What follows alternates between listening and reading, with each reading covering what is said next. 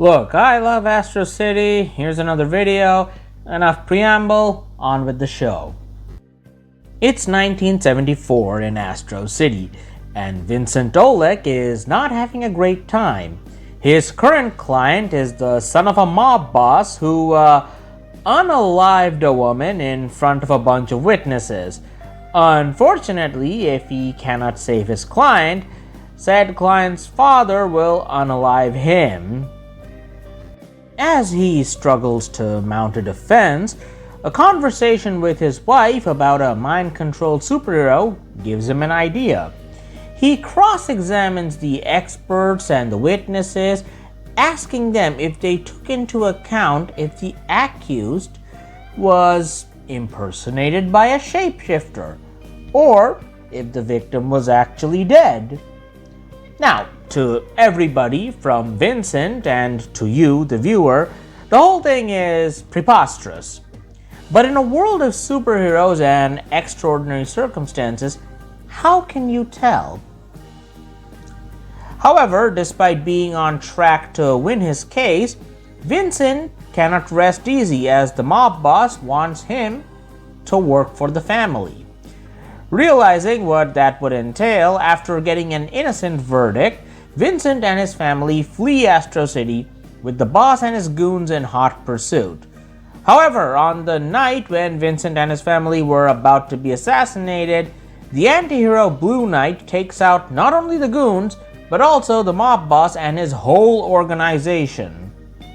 If you saw my Astro City Dark Age video, or even better, read the comic, you probably remember the story taking a rather negative view of anti-heroes. People who are technically on the side of good or have righteous motivations, but choose not to follow the path of a traditional hero.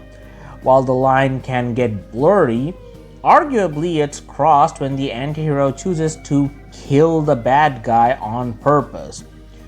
However, in this case, Busiek shows the situation where the anti-hero arises and as such might even be necessary. While Dark Age does make the case that anti-heroes may not have a place in the world of superheroes, Busiek makes an alternate case for their existence here. Vincent ends up getting a case defending a mobster because he's a low-level lawyer that can be pushed around, letting his bosses keep their morally dubious client without having to deal with the risk. He even implies that a small slight on his part left him with this gig. Pushed into a corner, he innovates a brilliant solution, only to land into even hotter water. He then tries to withdraw from the case, but the judge won't allow it out of curiosity. His boss even later suggests that he shouldn't have whipped out this defense for this case. He can't even go to the police because they're already pissed at him for putting a murderer back on the street. The only thing he can do is obtain a gun for all the good that would do him. As he mentions, he did the dance that convinces people that the system works, but that system failed him in the end. Enter the Blue Knight. For context, this story was published before the Dark Age story, so his backstory was already out by the time that story was out. We just see his impact on the world there. The Blue Knight is Vincent's friend Josh, whose son Damon was caught in the middle of a gang war and died. Despite being a police officer, Josh was not able to bring his son's killers to justice. As such, the system failed even those charged with its upkeep. Although there is further commentary to be made about the fact that Josh is a black man and how the system struggles to protect its people of color, even if they are technically protectors themselves.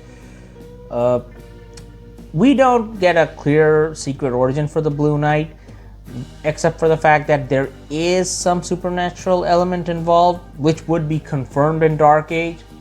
However, it doesn't matter here. The whole reason behind the Blue Knight's existence is to bring justice to those the system failed. This story takes place during the time period when Dark Age was going on, specifically after the Silver Agent was executed. Interestingly, there might be a bit of retconning going on here, as the Blue Knight was apparently dealt with before the Silver Agent was executed. However, the Blue Knight, or at least a version of him, shows up to try and execute Royal Williams after the Silver Agent was executed. So it's possible that the Williams incident mellowed the Blue Knight enough so that he regained at least enough humanity to save Vincent and his family. But then again, the story mentions that it's only been 2 months since Damon died, so that puts the Blue Knight's activities in a very short window of time, so there's possibly a bit of retconning going on in Dark Age. Speaking of the Blue Knight mellowing out, before he saves Vincent and his family, he appears in the man's dreams a lot. What's noteworthy is that in his last dream vision, the Blue Knight tells Vincent that specifically no harm will come to his family, which implies that Vincent might not live to tell the tale of this. However, the story takes a different route. See, Vincent has always been a bit unlucky compared to his peers in his profession, but because of the breakthrough in this case, he had started to make a name for himself, which he finally thought was his lucky break. But as that turns out, he never ends up succeeding in his career as a lawyer, burning out after a few years.